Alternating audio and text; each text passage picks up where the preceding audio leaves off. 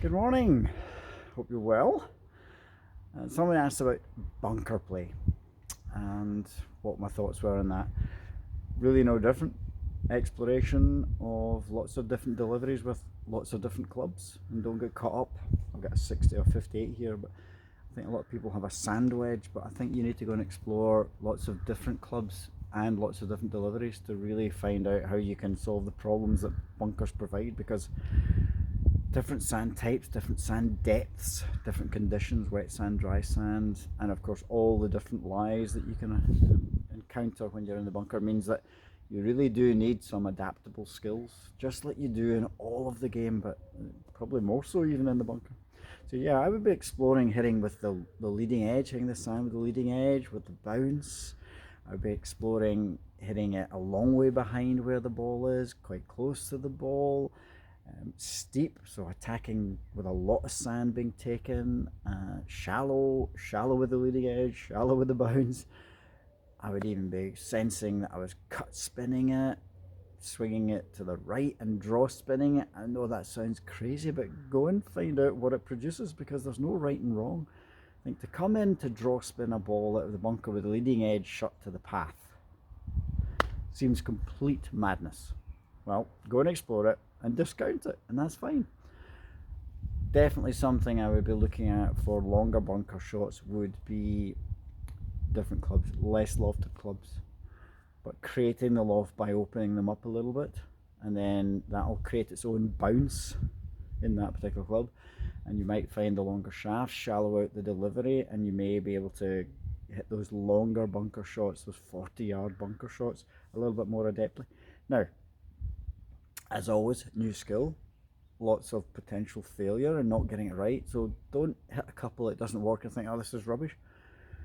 I would explore that further, and even if you've got a greenside bunker that has a fairway that you normally use to hit longer shots, turn round away from the green and hit them up the fairway if you can, so that it's not going to be a surprise when you go into a bunker and think, oh, I don't know what to do here. You need to have those banks of experience to call upon, and you have to then deposit in your bank, so that means going out there and exploring. So that would definitely be my advice to you. You see on the mat I've drawn a line perpendicular to the directional line. I would do that quite often in the sand just beside the ball, just to give me some feedback as to where did I contact on the sand in relation to the ball, what kind of depth of sand did I take. Most of that will be given to me or back to me through my feeling, the way the club interacts with the sand. And that's such a big thing, as it is in all golf shots, that feeling, that the way the club and the sand and the ball interacted, and the noise. You know, there's a lot of talk about the noise when you hit certain bunker shots, and there's no doubt about it. But we've got plug lies, we've got uphill lies, downhill lies, side hill lies, soft sand, heavy sand, wet sand, dry sand, deep sand, shallow sand. Challenging. Definitely challenging. Running in the beach is challenging, and playing golf at the beach is challenging as well, but go and explore it. Limitless exploration. Remember, it's a journey for life. Something else somebody asked was, what are the craziest tools, because I've seen some of the tools I've ever made. Well, this probably is up here. Football's not up there, because we could definitely play mini football, but this guy, the GolfBoot. He actually needs his laces tied properly, and it is one of my old trainers on a golf shaft. Why? Well, if you can see the golf balls on the ground, imagine we're trying to bend the ball on that profile, and I was going to hit this with this.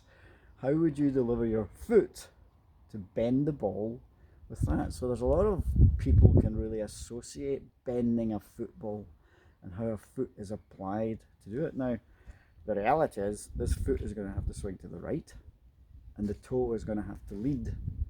And if the toe leads, the instep hits the foot, the ball, sorry, and it spins the ball. In golf, it's the same. The club has to swing to the right, the toe has to lead. If the toe is leading, the club face is shut to the path, and we spin the ball. So that was the GolfBoot. Don't think there's really a market for it, but anyway, it was fun, and it kind of helped clarify the problem to some people.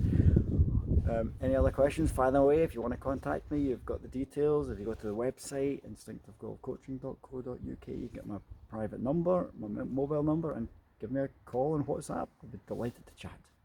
Good luck with your exploration. Speak to you soon.